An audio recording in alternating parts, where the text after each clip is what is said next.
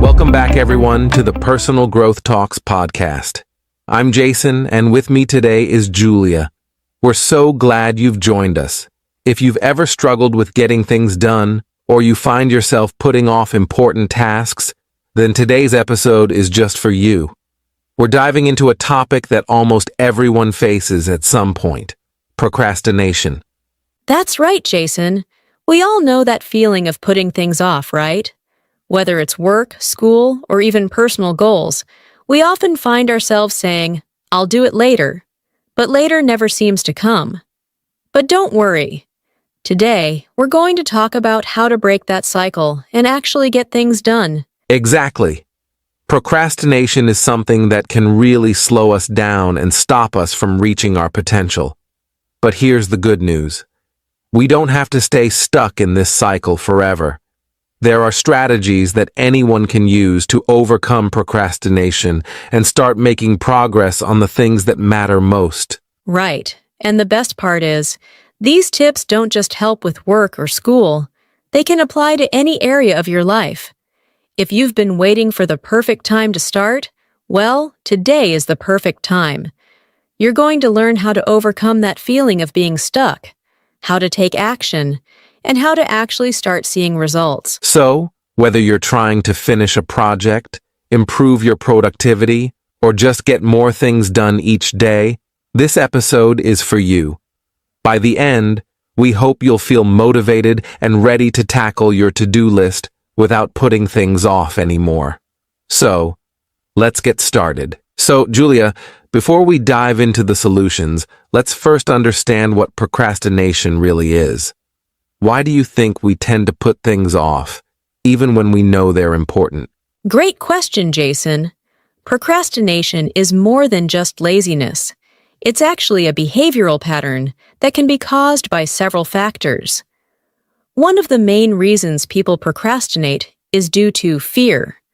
Fear of failure, fear of not being good enough, or even fear of success can stop us from taking action. We often think that if we wait long enough, the task will somehow get easier, but that rarely happens. That's a really good point. I think we also procrastinate because we feel overwhelmed. When we look at a big task or project, it can seem so huge that we don't even know where to begin. That feeling of being stuck or not knowing where to start can be paralyzing. Absolutely. And another reason we procrastinate is because we distract ourselves. Instead of doing the important task, we find ourselves scrolling through social media or watching TV. The problem is, in the moment, those distractions give us a temporary sense of relief. But later, we're left with even more stress and guilt because we've wasted time. Yeah, it's like we're seeking instant gratification. It feels good in the moment to avoid the task, but then we regret it later. This is where procrastination becomes a cycle. The longer we put something off, the more stressed we feel about it, and the more we want to avoid it. Exactly. And here's another thing. Sometimes we procrastinate because we don't know how to do the task. We might not have all the skills or information we need, and instead of asking for help or figuring it out, we just push it to the side. That's so true. A lot of times, procrastination is tied to perfectionism. We want things to be perfect, and if we think we can't do it perfectly, we avoid doing it at all.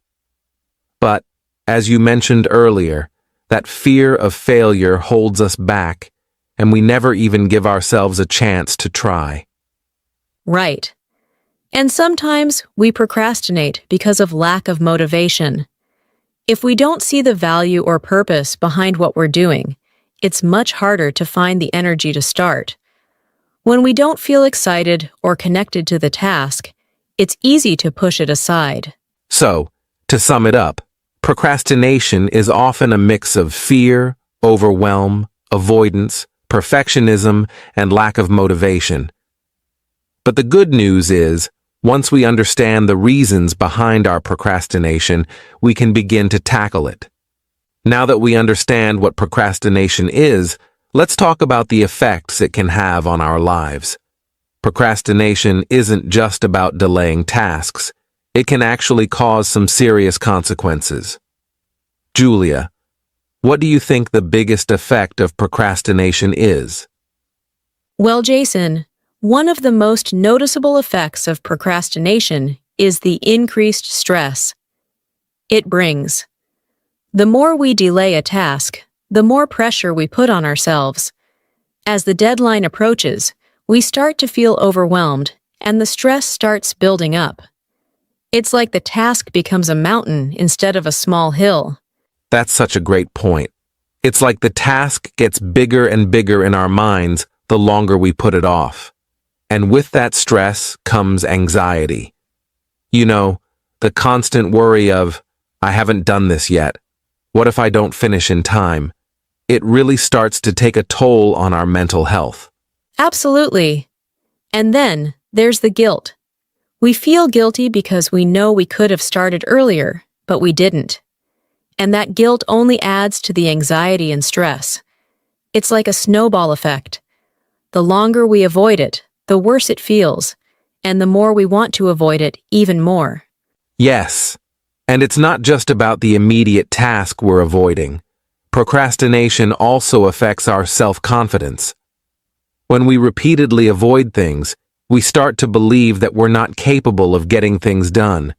It can make us doubt our abilities and leave us feeling less competent. That's right.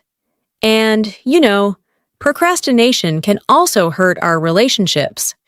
For example, if we keep putting off helping a friend or family member with something important, it can lead to frustration and disappointment on their end. We may even let people down without realizing it. Exactly. And here's another big effect: lower quality of work. When we procrastinate, we're often rushing to finish things last minute, and that's never a good situation. The quality of our work decreases, and we may end up doing just enough to get by rather than doing our best. That's something I've definitely experienced. And Jason, procrastination can also affect our long-term growth. If we keep putting off important things, like learning new skills or taking action toward our goals, we end up stuck in the same place. We can miss out on opportunities for personal or professional development. Yes, and when you think about it, procrastination creates a cycle of avoidance and regret. The more we avoid tasks, the more we regret not taking action earlier, and then the cycle continues. So, procrastination doesn't just delay tasks. It affects our mental health, relationships, work quality, and personal growth. But the good news is, now that we understand these effects, we can take steps to break free from it. Now that we've covered the effects of procrastination, let's dive into the next part of the conversation: overcoming the mental blocks that stop us from getting things done. Julia, why do you think people have such strong mental barriers when it comes to starting tasks? That's a great question, Jason. I think one of the biggest mental blocks is the fear of failure. When we start something new, especially something important, there's always that worry in the back of our minds. What if I don't succeed? This fear can be so overwhelming that it actually prevents us from taking action in the first place. Oh, absolutely. That fear of failure can paralyze us. And here's the thing. It's not just about the fear of failing at the task, but also the fear of looking bad or feeling embarrassed. We often let that fear stop us before we even try. Right! But what's important to remember is that failure isn't the end of the world. In fact, it's part of the process. Everyone fails at something at some point, but that's how we learn and grow. It's better to try and fail than to never try at all. That's so true. And another mental block people face is perfectionism. We tell ourselves, I need to get this exactly right. And if it doesn't look perfect in our minds, we avoid starting it. But the reality is, nothing is ever perfect, and waiting for perfection often just leads to more procrastination. I've been there too. We put off starting because we feel like the conditions aren't perfect, or we don't have all the tools we need. But perfectionism really just keeps us stuck. Sometimes we need to remind ourselves that done is better than perfect. Exactly. Another mental block people struggle with is lack of clarity. Sometimes we avoid tasks because we don't even know where to start or what the first step is. When a task feels unclear or overwhelming, it's easy to shut down and avoid it. I totally agree. A lack of clarity makes the task feel bigger and harder than it really is. The solution here is to break the task down into smaller, more manageable steps. When we can see a clear path, it becomes easier to take that first step. That's a great tip. And speaking of taking that first step, indecision can be another mental block. We often waste time trying to decide the best way to approach something instead of just starting. Waiting for the perfect plan can keep us from making any progress at all. Yes, that's the paralysis by analysis trap. We overthink, we plan, and we keep second-guessing ourselves. But the truth is, taking action, even if it's not perfect, is the key to breaking through this block. It's about making decisions and moving forward, not waiting for the perfect answer. Another important mental block is self-doubt.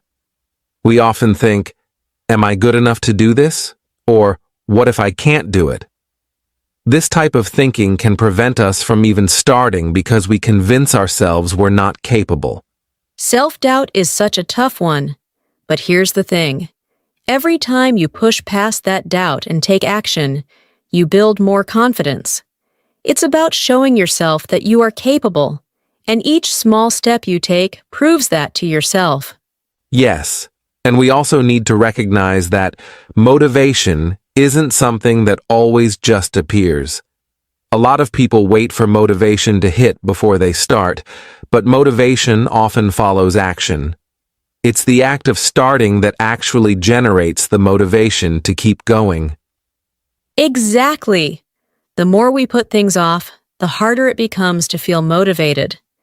But once you take that first step, you'll often find that momentum builds, and suddenly it's easier to keep going. So, overcoming mental blocks really comes down to recognizing these thoughts and feelings when they arise and finding ways to challenge them. Whether it's changing our mindset about failure, letting go of perfectionism, gaining clarity, or taking action before we feel ready, it's about breaking through those mental barriers one step at a time. Right. And remember, progress is the goal, not perfection. Start with small steps, challenge your negative thoughts, and take action, even when you don't feel 100% ready. Every step forward is a step closer to overcoming procrastination. So, to recap, overcoming mental blocks involves understanding that failure is part of the process, letting go of the need for perfection, finding clarity in your tasks, avoiding overthinking, and pushing past self-doubt. By tackling these blocks head-on, you'll find it much easier to stop procrastinating and get things done. Now that we've covered mental blocks, let's move on to something really important, creating a productive environment. Julia, how do you think our environment impacts our ability to get things done? Great question, Jason. Our environment plays a huge role in our productivity. The space around us can either support our goals or distract us. If we're in a cluttered, noisy, or chaotic environment, it's much harder to focus and stay motivated. But when we create an environment that promotes focus, it can make a world of difference. Absolutely. One of the first things I recommend is to create a dedicated workspace, whether it's a desk in your room, a quiet corner of your living space, or a local cafe. Having a specific place where you do your work helps signal to your brain that it's time to focus. Yes, and it's so important to keep that workspace clean and organized. Clutter can be a huge distraction. When your desk is full of papers, gadgets, or old coffee cups, it can be hard to focus on the task at hand. A clean space helps clear your mind and sets the tone for productivity. That's so true. Another thing to consider is minimizing distractions. For many of us, our phones are one of the biggest sources of distraction. Turning off notifications or putting your phone in another room while you work can really help you stay focused. I completely agree. It's amazing how easy it is to get sucked into checking social media or responding to messages. But when we remove those distractions, we're able to give our full attention to the task at hand. A focused mind is a productive mind. Another aspect of creating a productive environment is setting the right mood. For some people, listening to instrumental music or nature sounds can help them concentrate. For others, silence is key. It's all about finding what works best for you and setting the mood to get into a productive flow. That's right. And let's not forget about lighting. The right lighting can have a huge effect on how focused we feel. Bright, natural light helps keep you alert and awake, while dim lighting can make you feel sleepy or distracted. So, make sure your workspace is well lit, preferably with natural light if you can. Absolutely. And one last thing I'll mention is the importance of physical and mental health. A productive environment isn't just about your space, it's also about taking care of yourself. Regular exercise, eating healthy, and getting enough sleep can improve your focus and energy levels, making it easier to be productive. Exactly. It's a holistic approach. Your physical environment and your well-being go hand in hand. When you take care of both, you'll find it much easier to stay focused, avoid procrastination, and get things done. So, to recap, creating a productive environment involves setting up a dedicated, organized space, minimizing distractions, setting the right mood, and taking care of your physical and mental health. All of these factors can work together to help you stay on track and get things done efficiently. Wow, we've covered a lot today. We've talked about what procrastination is, its effects on our lives, how to overcome mental blocks, and how to create a productive environment. Before we wrap up, Julia, what's the key takeaway you'd like our listeners to remember? I think the most important thing is that procrastination doesn't have to control our lives. It's something we can all overcome with the right mindset, strategies, and environment. The key is to start small, take one step at a time, challenge the mental blocks, and make small improvements in your environment. Every little bit helps. That's such a great point, Julia. It's easy to feel overwhelmed by procrastination, especially when it seems like there's so much to change. But as you said, starting with small, manageable steps can make the process feel much more achievable. Exactly. And remember, it's about progress, not perfection. You're not going to fix everything at once, and that's okay. What matters is that you're taking action and moving forward. Celebrate the small wins along the way. They add up. Absolutely. And don't forget that creating a productive environment is a big part of the solution. A well-organized, focused space can really help you stay on track and reduce distractions. It's like setting up your surroundings for success. Right. And overcoming procrastination is really about building good habits. The more you practice taking action, even when you don't feel like it, the easier it gets. And before you know it, you'll be moving through tasks with more confidence and less stress. Yes. So, if you're struggling with procrastination right now, just know you're not alone. It's something that everyone faces at some point. But with the right mindset, strategies, and environment, you can break free from it. It's about making small changes that lead to big results. Absolutely! So, to wrap up, take some time to reflect on the tips we've shared today. Start with just one strategy, whether it's challenging your mental blocks, organizing your workspace, or taking care of your well-being. And remember, consistency is key. Small steps every day will add up to big progress over time. Well said, Julia. Thanks so much for joining me today, and thank you to everyone listening. If you enjoyed this episode, don't forget to like, share, and subscribe. Let us know your thoughts or any questions you have about overcoming procrastination in the comments. We'd love to hear from you. Thanks, Jason. And thank you, everyone, for listening. We hope you found today's conversation helpful. Remember, you have the power to overcome procrastination and create the life you want. Take action, stay focused, and keep growing. And that's a wrap for today's episode. Thank you so much for tuning in to our conversation about overcoming procrastination. We hope you found these tips and insights helpful in taking that first step toward getting things done. It was great talking about how we can all break through procrastination and create the momentum we need to succeed. Remember, it's all about small changes, consistency, and making progress one step at a time. Absolutely. If you enjoyed today's episode, don't forget to subscribe to the Personal Growth Talks podcast so you never miss an episode. And if you found this helpful, share it with your friends and family. They might need a little motivation too. We'd love to hear from you. If you have any questions or would like to share how you're overcoming procrastination, leave us a comment or send us a message. We always love connecting with you. Thank you again for being part of the Personal Growth Talks community.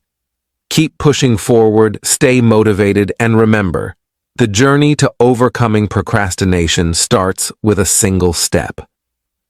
Take care, and we'll see you in the next episode. Keep growing.